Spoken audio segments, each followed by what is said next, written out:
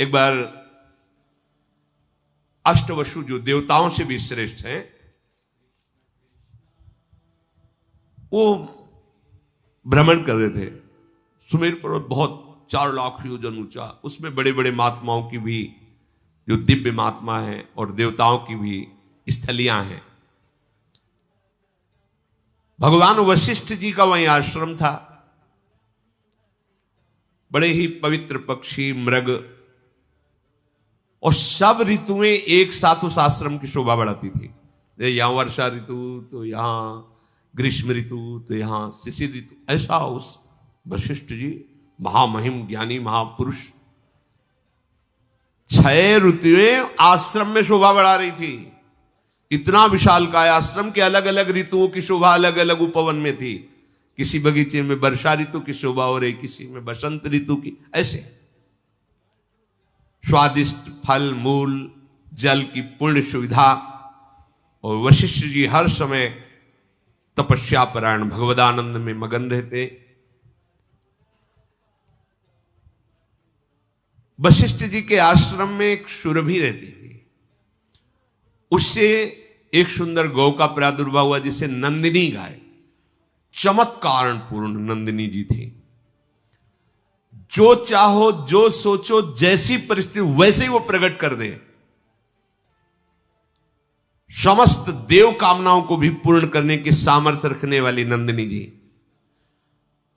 बस वशिष्ठ जी अपने देव पूजन के कार्य में, जो भगवत पूजन के कार्य में दुग्ध आता उतना ही लेते।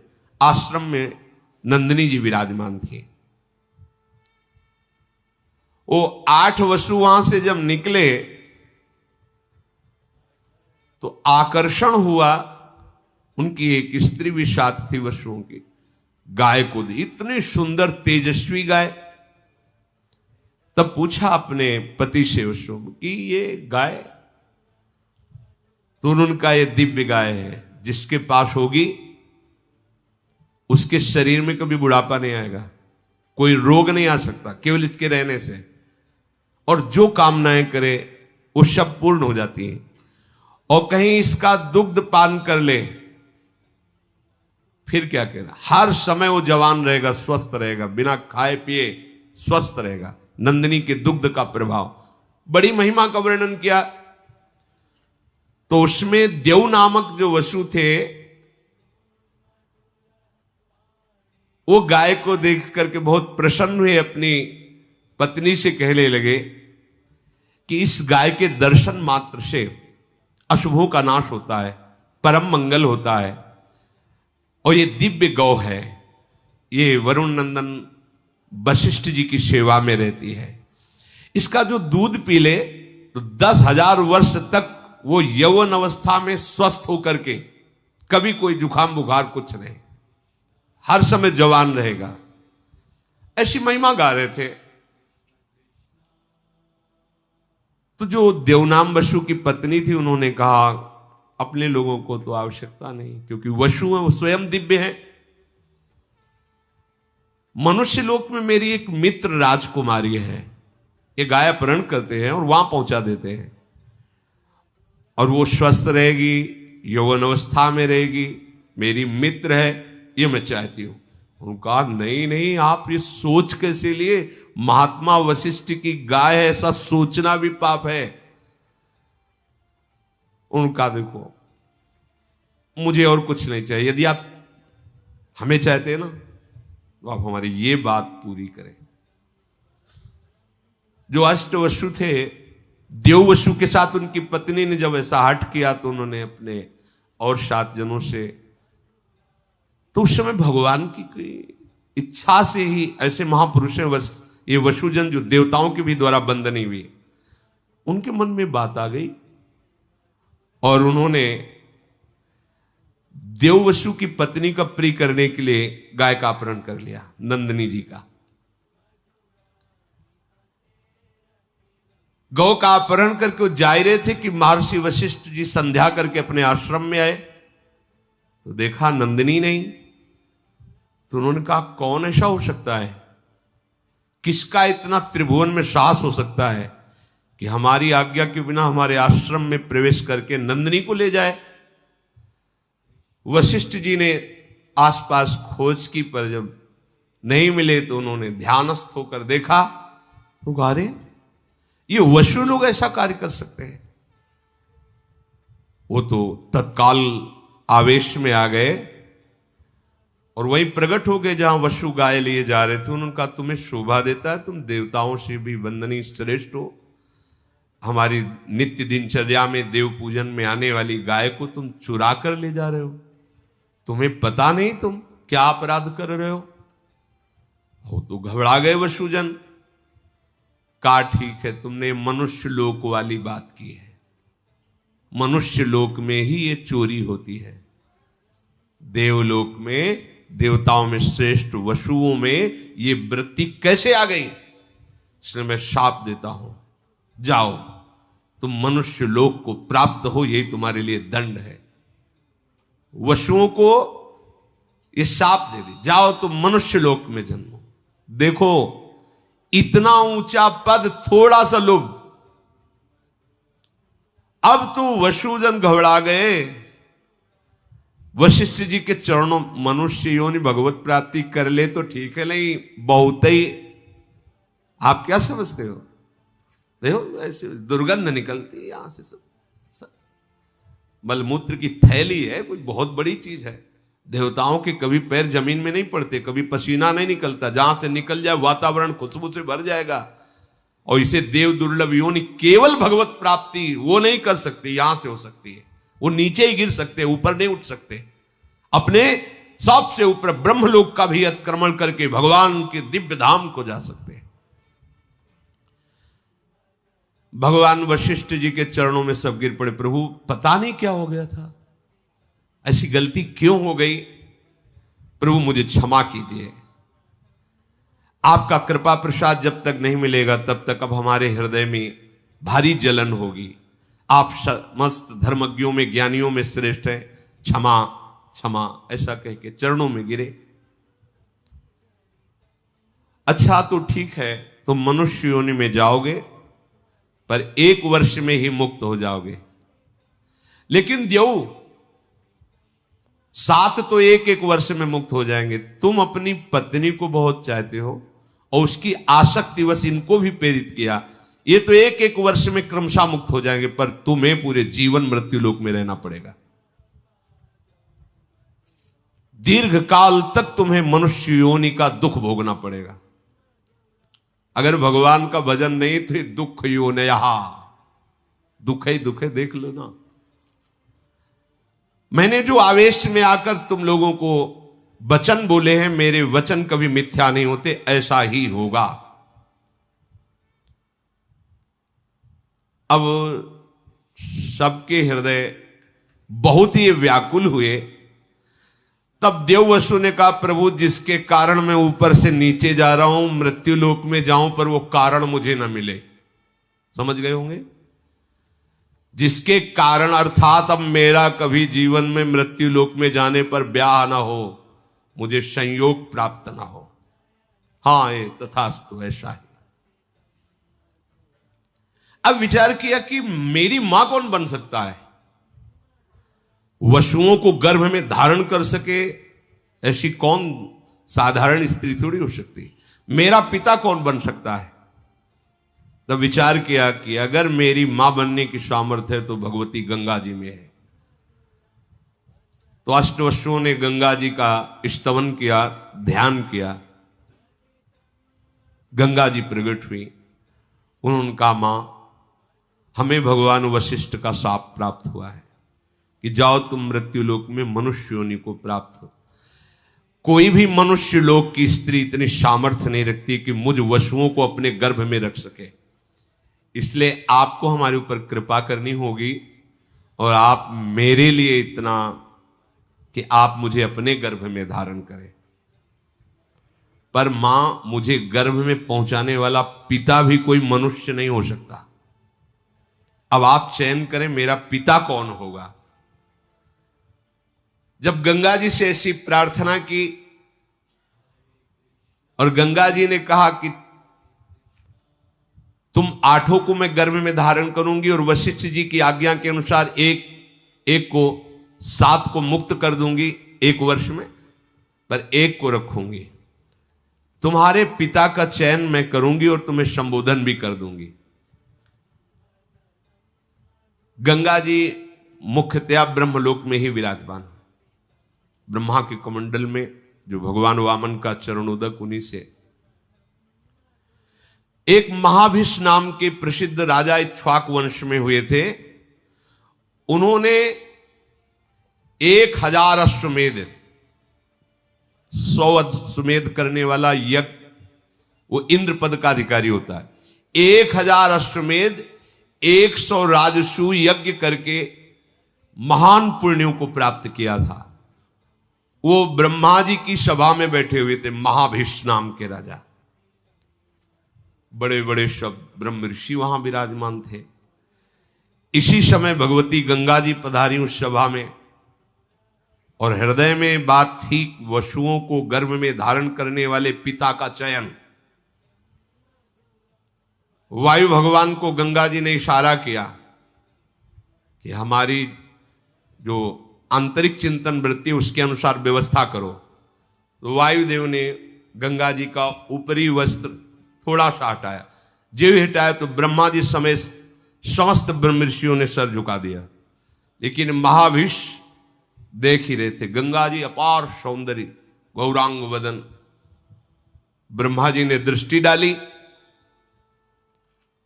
समस्त देवता ब्रह्म ऋषि सब सर झुकाए हुए हैं, लेकिन महाभिष गंगा जी को देख रहे हैं और गंगा जी महाभिष को देख रहे हैं। भगवान ब्रह्मा ने कहा, तुम दोनों ने ब्रह्मलोक की मर्यादा का तोड़ दिया। ऐसा कैसे हो सकता है कि देवी गंगा पधार रही और तुम सर ऊंचा करके देख रहे हो? जाओ, मृत्यु लोक को प्राप्त हो, तुम यहां रहने के अधिकारी नहीं। और गंगा जी से कहा कि तुम्हारी दृष्टि इन पर क्यों गई, इसलिए तुम भी मृत्यु लोक में जाओ और इनका वरण करो। वो खोज ही रही थी कि इन वसुओं का पिता बनने का कौर। तो ब्रह्मलोक में विराजमान महान तपोनिधि पुण्यात्मा महाभिष। जब ब्रह्मा जी ने गंगा जी को और महाभिष को ऐसे वचन कहे जिनको शास्त्रीय भाषा में शाप कहा जाता है। राजा महाभिष बड़े ही तपस्वी तेजस्वी थे। इनके पिता हुए प्रतीप, और ये पुत्र रूप में उनसे जन्मे जिनका नाम महाराज शांतनु पड़ा। ये बचपन से इतने सिद्ध महापुरुष थे कि जैसे कोई बूढ़ा जा रहा छू ले, वो तत्काल लकड़ी फेंक दिया, जवान हो गया। महान गंगा जी के पति बनेंगे। गंगा जी जिनको भगवान महादेव जी माथे पे धारण किए हुए हैं। महानदी गंगा महाभिषेक को जब देखा ब्रह्मलोक से गिर रहे, तो बीच में रोककर कहा, निराश मत होइए, जहां आप विराजमान थे उससे ऊंचे पहुंचाने का यह विधान बना है। तुम्हें भगवत प्राप्ति होगी। तुम्हारे पुत्र रूप में कोई और नहीं आ रहे, स्वयं वसु आ रहे हैं, अष्ट वसु। भावना से पर तुम मृत्युलोक में जाते ही हमारी ये बात भूल जाओगे। तुम धैर्य पूर्वक जाओ, निराश मत हो। ये जो कुछ हुआ है सब मेरे विधान से हुआ है, क्योंकि अष्ट वसु ने गंगा जी से प्रार्थना की थी।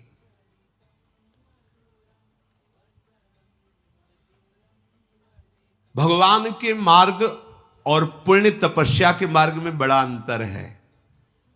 ये जो प्रायः सत्संग में कहते रहते हैं, आ ब्रह्म स्तंभ पर्यंतम सर्वम मायामयम जगत सत्यम सत्यम पुनः सत्यम हरिना। ब्रह्मलोक से आ रहे हैं नीचे, ब्रह्मलोक से नीचे आ रहे हैं।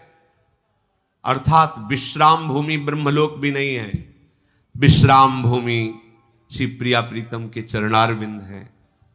वृंदावन विश्राम, यहां से कभी पतन नहीं होता। कैसी भी गलती हो जाए, हमारी लाडली जो सरकार को कभी गुस्सा नहीं आता। जैसे ब्रह्मा जी को आ गया ना, चलो जाओ हटो ब्रह्मलोक से। ने कहूं न रिश कहूं, भूली हूं न होत सकी, रहत प्रसन्न सदा। और ब्रह्मा जी भी जिनकी आराधना करते हैं, वो प्रभु श्री कृष्णचंद्र जी प्यारी जी की आराधना में रहते, इसलिए हम बाजी जीत गए, बाजी जीत गए। अगर श्री जी के चरणों का शरणागत होकर के भी अब की काम नहीं बना तो मुझे लगता है कि फिर बनना ही बड़ा मुश्किल है, बनना बड़ा मुश्किल है। ऐसे तपस्वी महापुरुष महाराज प्रतीप हरिद्वार में गंगोत्री में बैठ करके हजारों वर्ष तपस्या की। गंगा जी प्रसन्न हुई और उनकी गोद में आकर बैठ गए दाहिनी तरफ और कहा, मैं तुम्हारी तपस्या से बहुत प्रसन्न हूं, तुम जो चाहो प्राप्त कर सकते हो, मुझे स्वीकार कर सकते हो। उनका हां, हमारा अहो भाग्य, पर आप जहां बैठी हैं वो स्थल पुत्री या पुत्र वधू का होता है, स्वीकृत है, आप हमारी पुत्र वधू बनो। इन्हीं प्रतीप से महाराज शांतनु का प्रादुर्भाव हुआ। तो उनका, मैं तुम्हारी पुत्र वधू तो बनूंगी, पर अपने पुत्र को संबोधन करके पहले से ही बता देना, कभी हमसे ये प्रश्न ना करे कि तुम कौन हो, कभी हमारी क्रिया पर प्रश्न ना करे कि तुम क्या कर रहे हो, तुम्हारा उद्देश्य क्या है। अगर वो कभी भी हमसे प्रश्न कर देंगे, कभी भी हमारी क्रिया पर टोक देंगे, उसी समय मैं चली जाऊंगी और जाते जाते भी उनका महामंगल करूंगी। आपका जब पुत्र हो और वो चेतना युक्त, तब ये बात उसको बता देना, मैं अचानक आकर के मिलूंगी। भगवती गंगा जी ऐसा कहकर के प्रतीप की गोद से अंतर ध्यान हो गई। बहुत काल तक प्रतीप की कोई संतान नहीं हुई। फिर यही महाभिष राजा उनके गर्भ में पत्नी के आए। जन्म होते ही पूरे नगर में एक आनंद था, सबका हृदय शांत था, इसलिए ब्रह्म ऋषियों ने इनका नाम शांतनु रखा। बचपन से ही भगवती शोभा से संपन्न, तेजस्वी, स्वाभाविक इनकी गति थी कि इनको गंगा जी की धारा बड़ी प्रिय थी। आकर्षण होता है, भगवती आकर्षण होता है। वो सदैव धारा के किनारे ही घूमते रहते थे। जब इनकी यौवन अवस्था में वृत्ति हुई, शरीर हुआ, तो अचानक से पीछे से नूपुरों की ध्वनि सुनाई दी। मुड़ करके देखा, इतना तेज, इतनी सुंदरता, देखने से मूर्तिमान पवित्रता, गंगा जी मूर्तिमान पवित्रता। महाराज शांतनु तो जैसे कोई खिंचा हुआ वशीकरण से चलावे, ऐसे समीप आए। पिता की बात याद आई कि पिता ने कहा था, कभी तुम्हें कोई एक सुंदरी मिलेगी, तुम्हें ये प्रश्न नहीं करना कि तुम कौन हो, और तुम्हें ये कभी नहीं कि तुम ये क्या कर रहे हो। दो बातें उन्होंने कहा कि यदि तुम वही सुंदरी हो जिसे पिता ने संबोधन किया था, मैं नहीं पूछना चाहता तुम कौन हो, और मैं कभी नहीं रोकूंगा कि तुम क्या कर रहे हो, पर यदि वही हो और मुझे स्वीकार करने के लिए आई हो तो मैं तुम्हें स्वीकार करता हूं। बस इतनी बात हुई। बिना कोई प्रश्न उत्तर किए भगवती गंगा उनके साथ हस्तिनापुर के चक्रवर्ती सम्राट पद पर महाराज शांतनु विराजमान, और जिनके महल में स्वयं गंगा जी पहुंच रही, वहां की पवित्रता क्या। यह हम चरित्र इसलिए प्रारंभ कर रहे कि भगवान कह रहे, मैं सब में समरूप से विराजमान हूं, ना मेरा कोई द्वेष का पात्र, ना मेरा कोई प्रिय है, पर जो मुझे बचता है मैं उनका पक्षपात लेता हूं। तो भक्तों का पक्षपाती भगवान का जो स्वरूप है, इन महापुरुषों के चरित्र से सुनने को मिलेगा। भागवतों के चरित्र सुनने से हमारे हृदय में विशाल भक्ति का प्रादुर्भाव होता है। द्वादश महाभागवतों में भीष्म जी महाराज बड़े ही महामहिम प्रभु श्री कृष्णचंद्र के अनन्य भक्त हैं, और ऐसी सत्य निष्ठा किसी भगवत स्वरूप महात्मा में ही पाई जाती है, अन्यथा नहीं।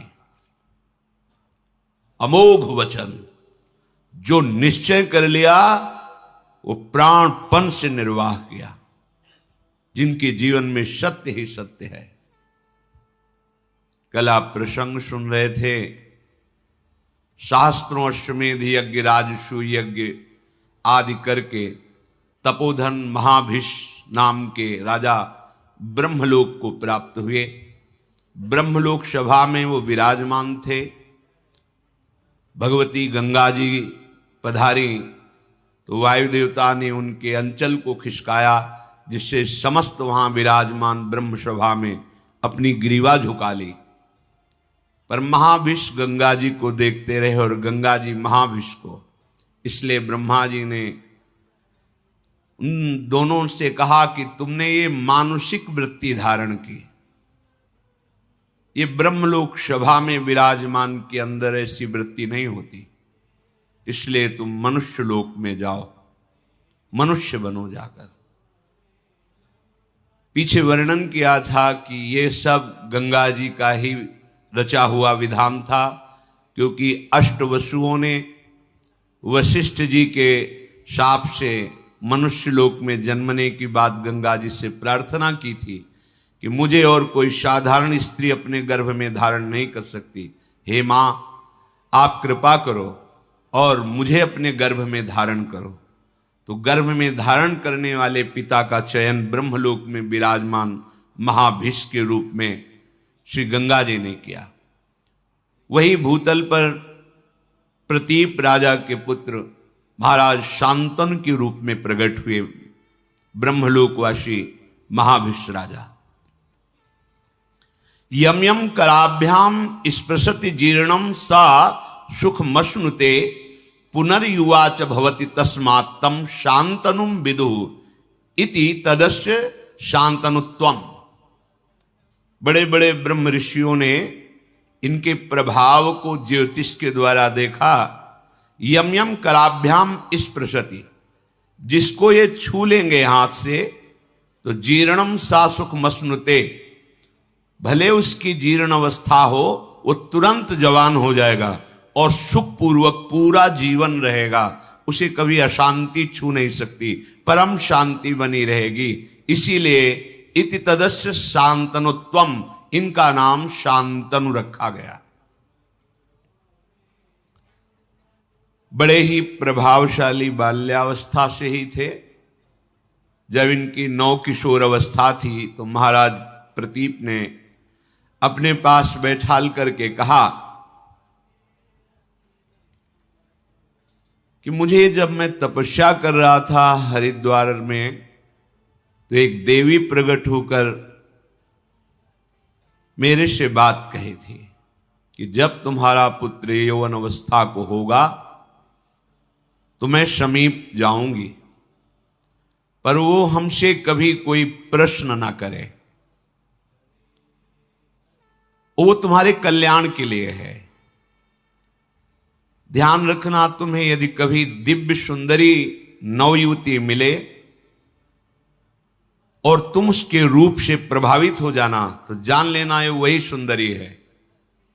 पर यच्च कुर्यान्न तत्कर्म सा पृष्ठव्या त्वया नघ मन योगात भजंतीम ताम भजेथा इत्युवाचतम। वो जो कार्य करे कभी प्रश्न मत कर देना, कभी पूछ मत लेना कि तुमने ऐसा क्यों किया। यदि तुम पूछ लोगे तो उसी समय वो तुम्हारे पास से चली जाएगी। मेरी आज्ञा है। वो कौन है, क्या कर रही है, कहां से आई है, कहां को जाएगी, ये कोई प्रश्न तुम्हारे नहीं होने चाहिए, ये मेरी आज्ञा है। ऐसा शांतनु जी को प्रतीप उनके जो पिता थे उन्होंने समझाया और उसी समय उनको राज्याभिषेक करके एकांत जंगल में निरंतर भजन करते हुए भगवान को प्राप्त हुए।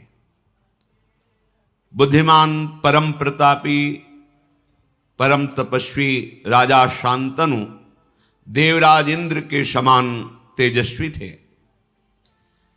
एक दिन प्रजा रक्षा के लिए रुग्ण और हिंसक, जिनके जीवित रहने पर प्रजा में संक्रामक रोग फैल सकता है, ऐसे पशु और जो घोर हिंसा स्वभाव वाले हैं, ऐसे पशुओं को प्रजा रक्षा के लिए मारने के लिए वो वन में जाया करते थे।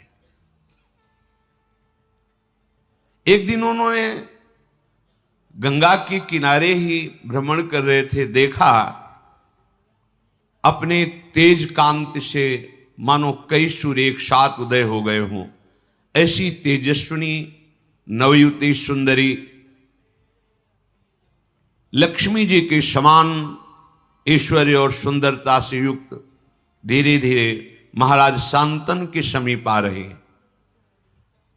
उनके सारे अंग निर्दोष गौर वर्ण, ऐसा मोहिनी सुंदर रूप, उस पर बड़ी ही दिव्य साड़ी धारण किए हुए, देखते ही राजा शांतनु का शरीर स्तब्ध हो गया। ऐसा रूप तो कहीं सुना भी नहीं था जैसा रूप देखा। आश्चर्यचकित हो गए। थोड़ी देर के लिए दोनों नेत्र अपलक हो गए, पलक झपना बंद हो गई, मानो मूर्ति खड़े हो। ऐसी दिव्य कांति, ऐसी दिव्य सौंदर्य सुधा समीप आकर के महाराज शांतनु की तरफ सांत्वना देते हुए बोले, आप धैर्य धारण कीजिए, मैं आपकी ही सेवा के लिए आया हूं। तब इनमें साहस हुआ बात करने का। शांतनु जी ने कहा, मैं देख करके ही बता रहा हूं कि तुम कोई दानवी, गंधर्वी, अप्सरा, यक्षी, नाग कन्या या मानवी हो ही नहीं सकती। त्रिभुवन में ऐसी कोई सुंदरी नहीं है।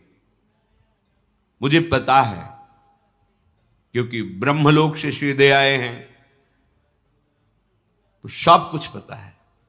इनकी स्मृति, इनका ध्यान, इनकी तपस्या इतनी जोर की है कि ऐसी सुंदरी तो हमने देखी ही नहीं। पर मैं तुमसे प्रश्न नहीं करूंगा कि तुम हो कौन।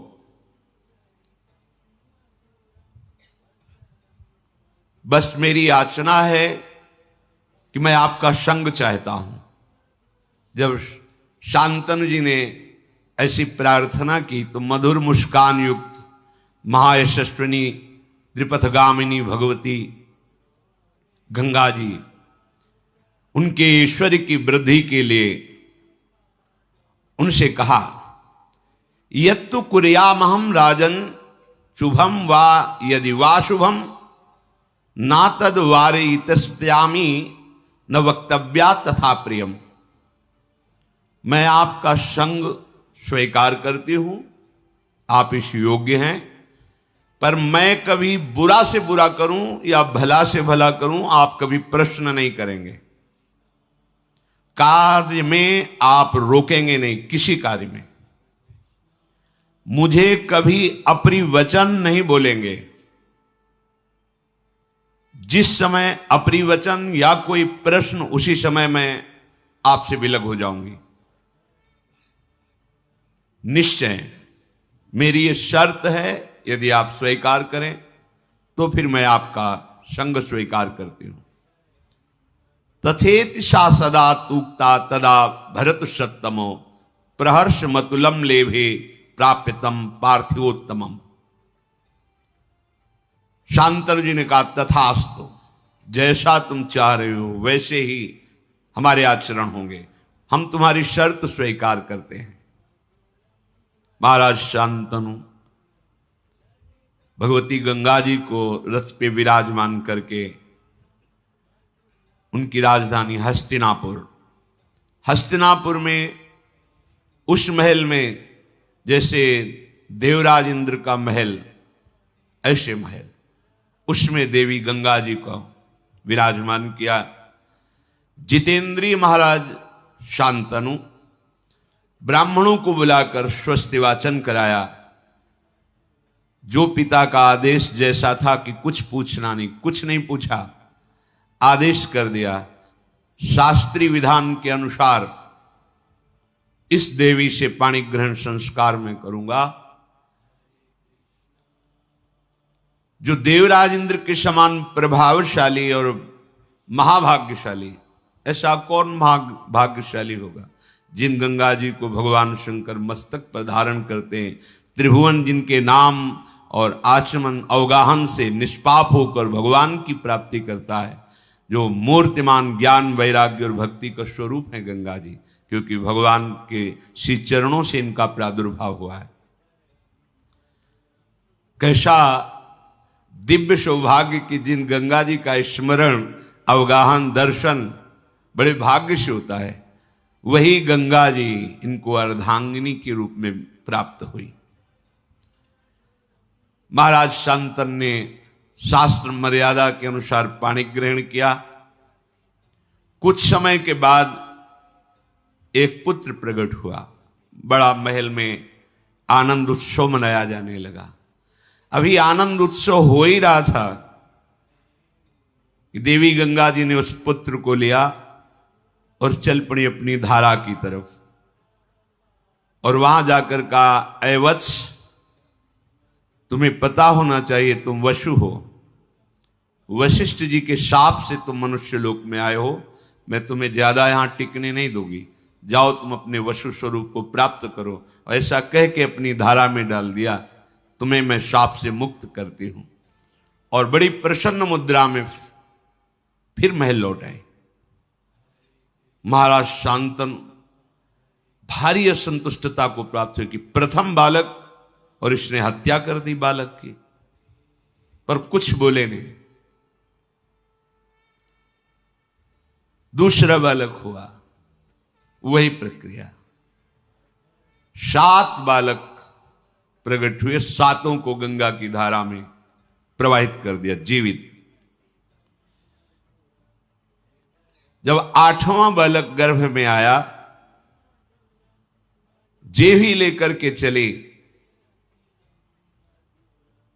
अथैनामष्टमे पुत्रे जाते प्रहसतीमिव उवाच राजा दुःखार्तः परीप्सन पुत्रमात्मनः।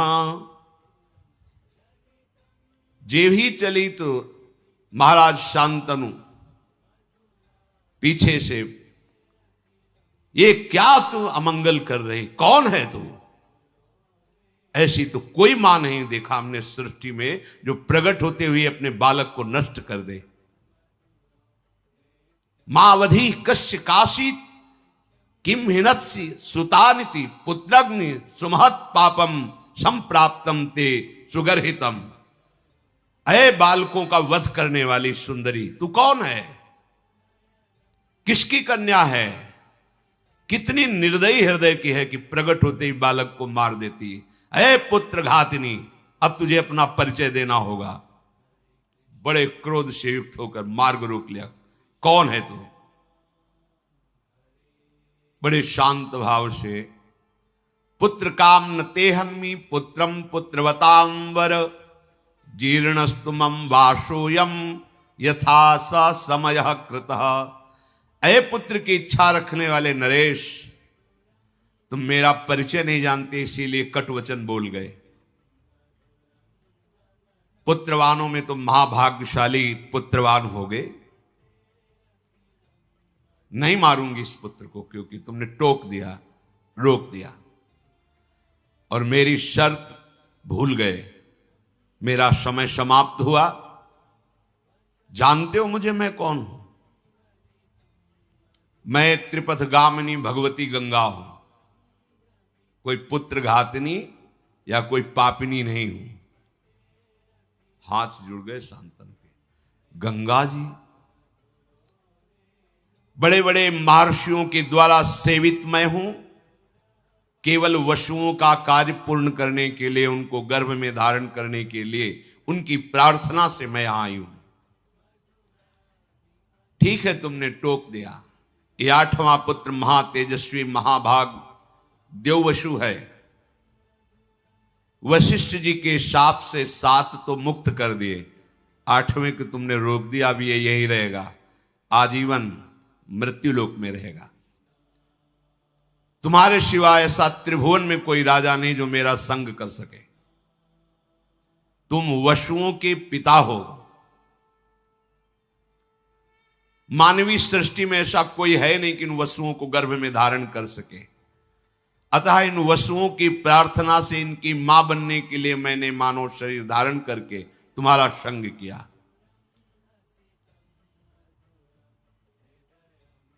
मैंने पहले ही कह दिया था वसुओं से कि तुम्हारे जन्म होते ही तुम्हें मैं मुक्त कर दूंगी। ये वसु हैं, कोई और नहीं है। मैं पुत्र घातिनी नहीं हूं, इनको शाप से मुक्त किया है। महान व्रत का पालन करने वाले तुम्हारे इस पुत्र को मैं भी तुम्हारे पास नहीं छोड़ूंगी। इसमें 8 वसुओं का अंश है। ये जब संपूर्ण विद्याओं में कुशल हो जाएगा तो तुम्हें स्वयं मिल जाएगा, आप निश्चिंत रहना।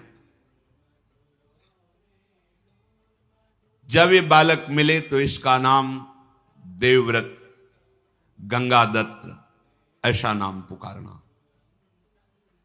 गंगा जी ने महाराज शांतनु को जो अपना परिचय दिया तो अवाक हो गए। मेरी पत्नी के रूप में भगवती गंगा जी थी। अगर पहले बता देते तो शायद उनकी साहस वृत्ति इतनी ना पड़ती।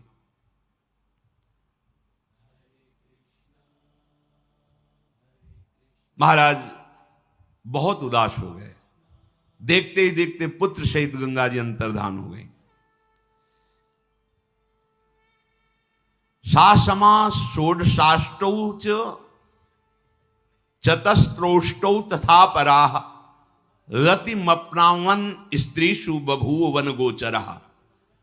16, 8, 4, 8 36 वर्ष तक गंगा जी के वियोग में वहीं वन में ही अधिक समय व्यतीत करते महाराज शांतनु।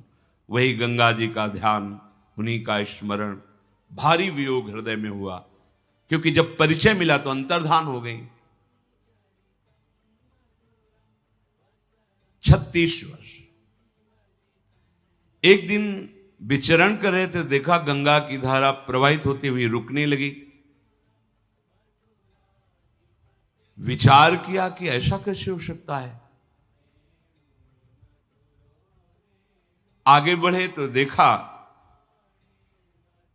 विशेष रूपवान, बलवान, आचारवान, तेजस्वी एक बालक अपने धनुष में प्रत्यंचा चढ़ाकर बाणों से गंगा की धारा को रोक दिया है।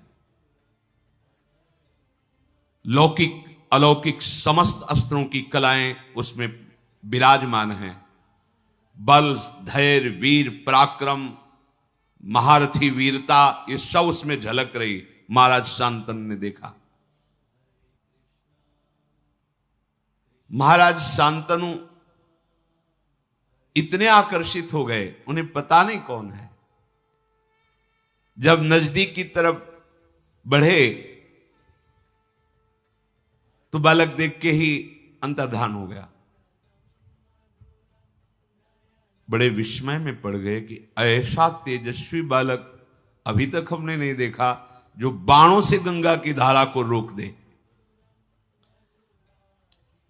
बहुत चिंतित थे। इतने में देखा कि भगवती गंगा जी उस बालक को हाथ से पकड़े हुए सामने आई। बड़ा दिव्य रूप पहले से भी अधिक प्रकाशित गंगा जी का है, क्योंकि इनके संग के लिए ही अपने रूप की गरिमा को कम किया था, तब ऐसा रूप था। अब तो दिव्य रूप गंगा जी का। दिव्य अलंकारों से विभूषित देवी गंगा उस बालक को सामने लाई और कहा, ये वही आपका 8वां पुत्र है जिसके लिए आपने मुझे कटुवचन बोले थे, रोका था और मैं लेकर के अंतर्धान हुई थी। पुरुषिंग त्रिभुवन में इसके समान कोई अस्त्रवेत्ता नहीं, शास्त्रों का ज्ञान रखने वाला और शस्त्रों का ज्ञान रखने वाला। इसे मैंने बड़ी दिव्यता से पालन पोषण किया है। यह अब आपका पुत्र है। ये महर्षि वशिष्ठ से 6 अंगों सहित समस्त वेदों का अध्ययन करके ब्रह्मबोध हो चुका है। महाराज वशिष्ठ जी योग वासिष्ठ नामक पूर्ण ब्रह्मबोध कराने में समर्थ ग्रंथ है योग वासिष्ठ। ये अस्त्र विद्या का महान पंडित, महान धनुर्धर और युद्ध में देवराज इंद्र को भी परास्त करने की सामर्थ्य रखने वाला बालक है। देवता असुर कोई भी त्रिभुवन में ऐसा नहीं जो इसके सामने टिक सके। नीति को भगवान शुक्राचार्य जी से हमने शिक्षा दिलाई है और देव दानव वंदित भगवान बृहस्पति जी से इसने शास्त्र ज्ञान प्राप्त किया है, ब्रह्म ज्ञान वशिष्ठ जी से प्राप्त किया है। महाबाहु महात्मा ये पुत्र अंग और उपांगों सहित पूर्ण रूप से प्रतिष्ठित है। जमदग्नि नंदन महर्षि भगवान परशुराम जी का ये शिष्य है, अस्त्र विद्या में उनके समान ही है। मैंने पूर्ण करके इस पुत्र को तुम्हें दिया है। राजधर्म, अर्थशास्त्र, मोक्ष धर्म, समस्त धर्मों का ये महान पंडित है, ज्ञानी है। जाओ, ये तुम्हारे कुल की कीर्ति का वर्धन करने वाला होगा। अभी कुछ बोल ही नहीं पाए थे महाराज शांतनु की देवी गंगा अंतर्धान हो गई। गंगा जी की आज्ञा शिरोधार करके महाराज शांतनु सूर्य के समान प्रकाशित होने वाले अपने पुत्र को राजधानी में लाए। हस्तिनापुर अमरावती के समान सुंदर, देवराज इंद्र की राजधानी अमरावती। जे ही संपूर्ण प्रजा को पता चला कि शांतनु का अष्टम पुत्र जो गंगा जी ले गई थी वापस आया है, संपूर्ण प्रजा में आनंद की लहर दौड़ गई। बड़े ही सौम्य स्वभाव महात्मा, गुणवान, ज्ञानी, नीतिज्ञ, शास्त्रज्ञ, शस्त्रज्ञ, ऐसे युवराज को प्राप्त करके शांतनु जी को बहुत सुख हुआ और विद्वान ब्राह्मणों को बुलाकर युवराज पद पर अभिषिक्त कर दिया। अति पराक्रमी पुत्र को प्राप्त करके पिता शांतनु को अपार सुख हो रहा है कि अब मेरा जीवन आनंद में, राज्यभार संभालेगा और अपना जीवन में भजन करके समाप्त करूंगा, क्योंकि अब कोई कामना नहीं रह गई। पर सावधान रहना चाहिए, साधक को सावधान रहना चाहिए। हृदय की स्थिति ऐसी होने पर भी कि मेरे पर कोई कामना का प्रभाव नहीं पड़ेगा, ऐसा कभी नहीं सोचना चाहिए।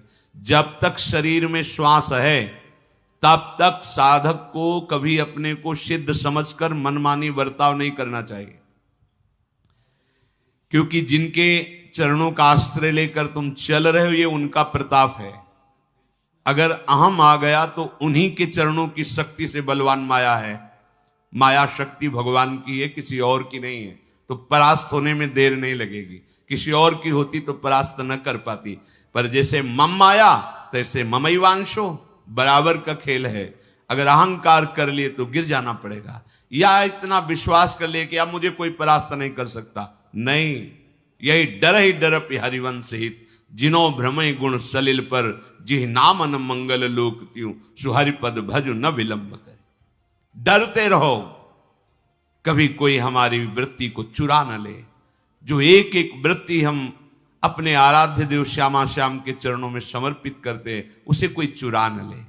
महाराज शांतनु पूर्ण काम होकर युवराज पद पर वो विराजमान, और सब शास्त्रों का, शस्त्रों का ज्ञान, बड़ी प्रसन्नता है। आगे चलकर ये सम्राट पद पर बैठे और अब वो एकांत सेवन करने लगे।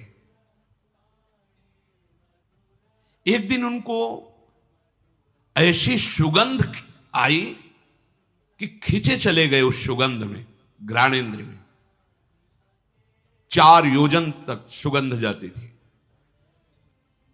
योजनगंधा। खिंचते हुए उस सुगंध को लक्ष्य करके जब पहुंचे तो वहां देखा एक नौका में मूर्तिमान मानो सुंदरता विराजमान हो, ऐसे एक देवी विराजमान है।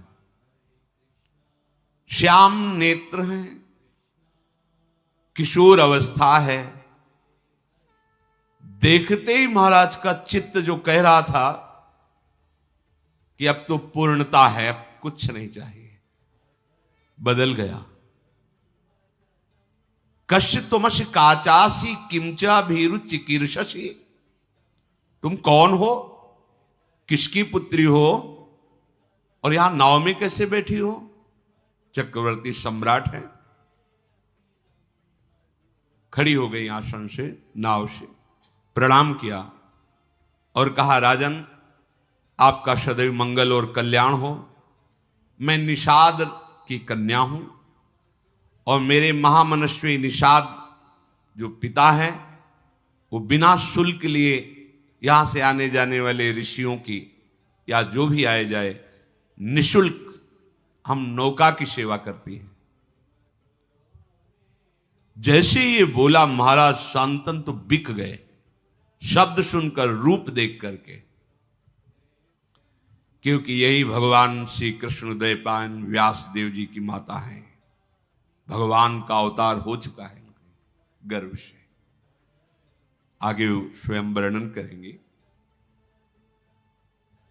अभी यौवन अवस्था में प्रवेश हुआ था कि भगवान पाराशर जी नदी से पार जाने के लिए नाव में बैठे, तो मस्तक पर देखा कि इसका तो संयोग है और इसके गर्भ से मेरे अंश से भगवान का प्रादुर्भाव होने वाला है।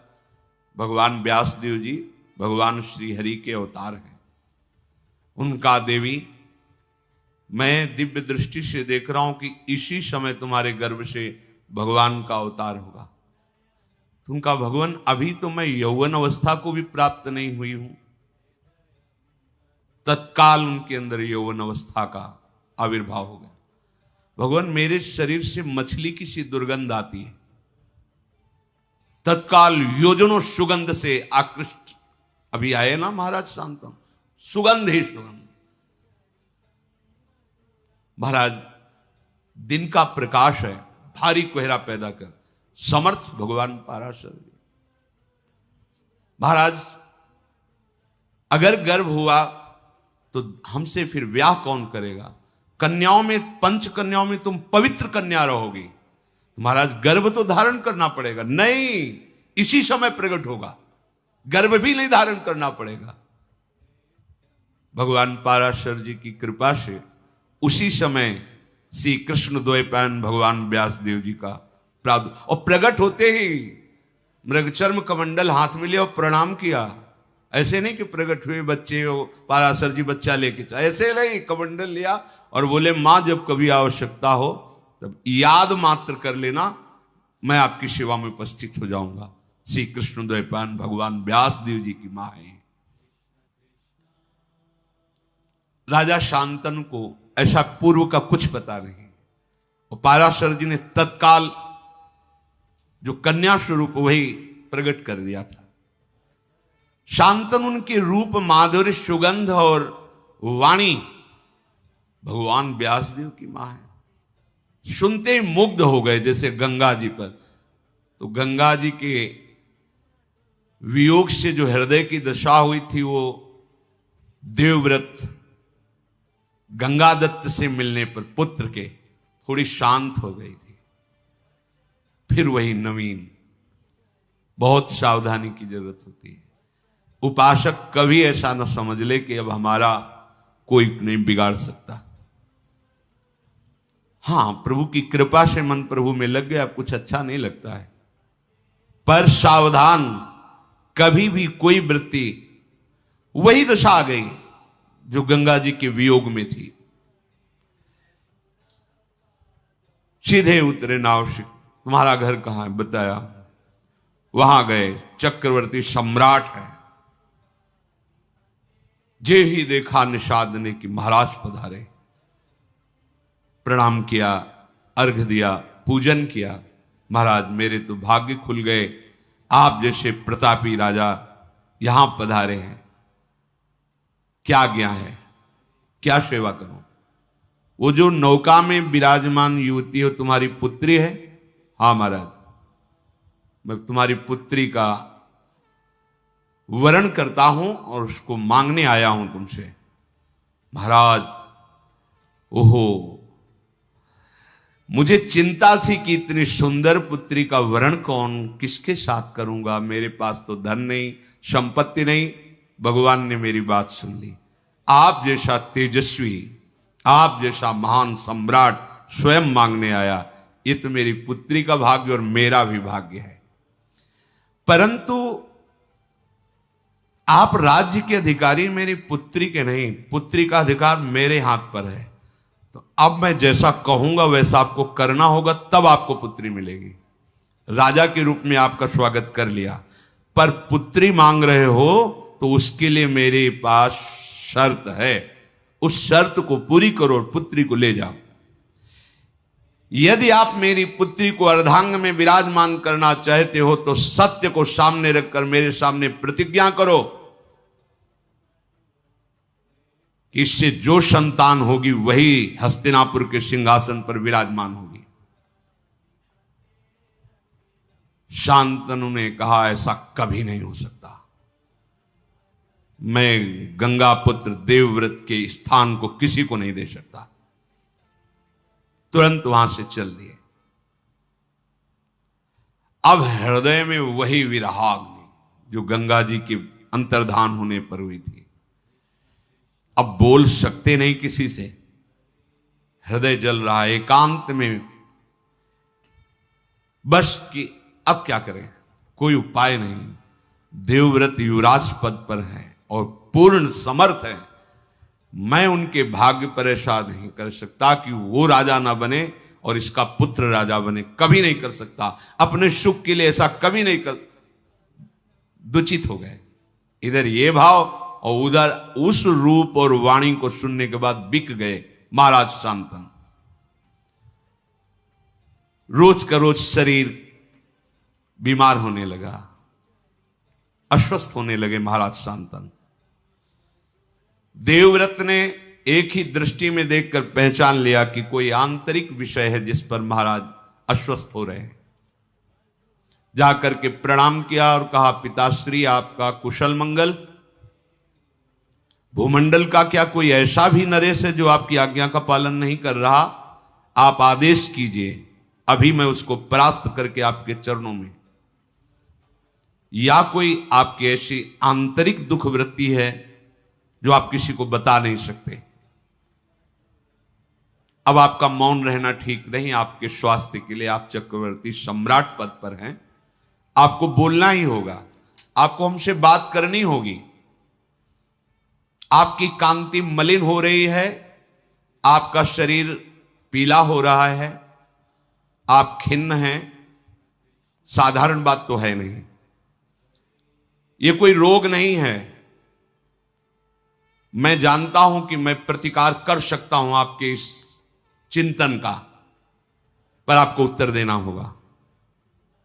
शांतन ने कहा, बेटा इसमें संदेह नहीं कि मुझे कोई रोग नहीं है, मैं भारी चिंता में डूब गया हूं। कैसे तुम्हें बताऊं, तुम पुत्र हो, कैसे तुम्हें अपनी चिंता की बात बताऊं?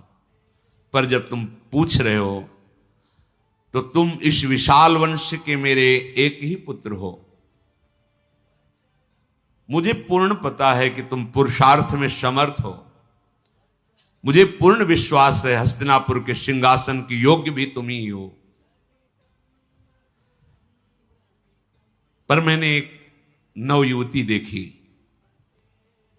तो मैंने विचार भी किया कि अगर एक पुत्र पे कोई संकट आ जाए तो पूरा का पूरा सिंहासन खाली।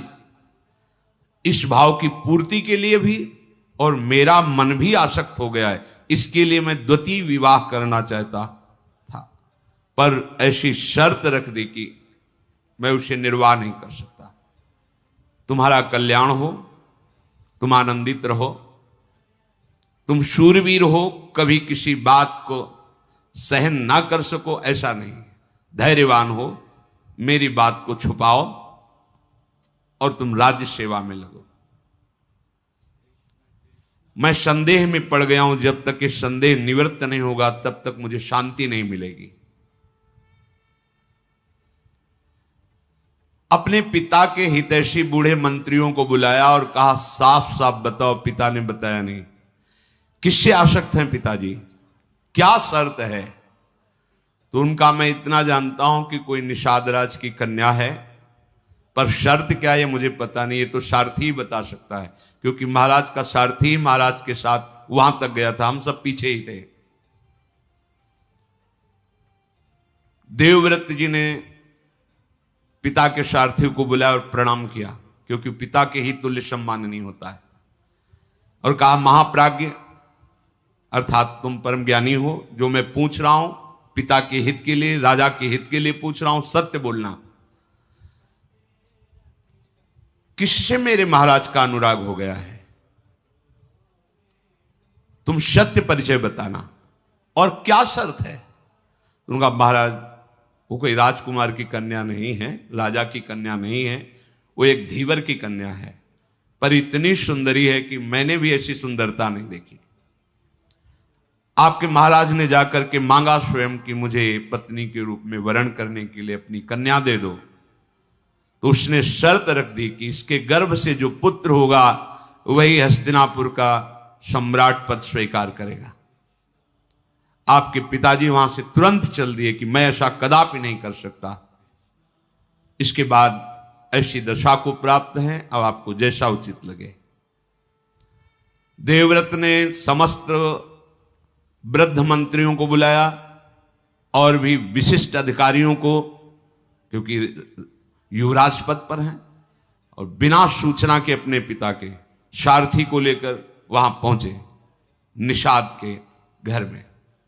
जो ही निषाद ने देखा कि देवव्रत अपने मंत्रिमंडल के साथ पधारे हैं, विधिवत पूजा करके पृथ्वी पर माथा रख करके प्रणाम किया और कहा, आज मेरे भाग्य खुल गए कि आप गंगा पुत्र देवव्रत हमारी कुटिया में पधारे, अहो भाग्य। उन्होंने कहा, यहां मैं पूजा स्वीकार करने नहीं आया, याचना करने आया हूं। क्या शुल्क रखा है आपने अपनी पुत्री के लिए? जो भी चाहोगे मैं तुम्हें दूंगा, पर मेरे पिताश्री के लिए तुम्हारी ये कन्या चाहिए। महाराज, वो तो स्पष्ट मैंने कह दिया था कि हमारी पुत्री के गर्भ से जो पुत्र होगा वही राज सिंहासन पर बैठेगा। और महाराज शांतनु के आप अकेले पुत्र हैं, शस्त्रधारियों में श्रेष्ठ हैं, आपके सामने कोई टिक नहीं सकता, मुझे पता है। तो भला मैं अपनी पुत्री के पुत्र की रक्षा के लिए ऐसा वरदान क्यों ना मांगूं? कहीं आपकी भ्रकुटी बिगड़ गई तो? ये कन्या मेरी नहीं है, ऐसा मत समझना कि निषाद की कन्या है।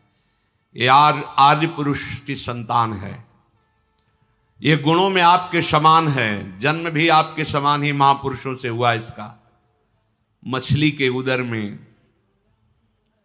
सत्यवती जी को निकाला था निषाद ने, इसीलिए पिता कहे गए। सत्यवती की योग्य अगर भूमंडल में है तो केवल महाराज शांतनु ही है, मुझे पता है, पर मैं बिना शर्त के नहीं दे सकता। इस शर्त का तुम्हें पालन करना होगा, क्योंकि मुझे पता है यदि आप गुस्सा हो गए तो आपका शत्रु चाहे गंधर्व हो या देवता हो या कोई दैत्य हो, आपके सामने टिक नहीं सकता। फिर सत्यवती का बालक अगर कोशिश भी करेगा तो राज सिंहासन के समीप भी नहीं पहुंच सकेगा, क्योंकि आप जैसा महारथी है। इसलिए मैं अपनी पुत्री नहीं दे सकता जब तक आप या आपके पिता ऐसा वचन नहीं देते।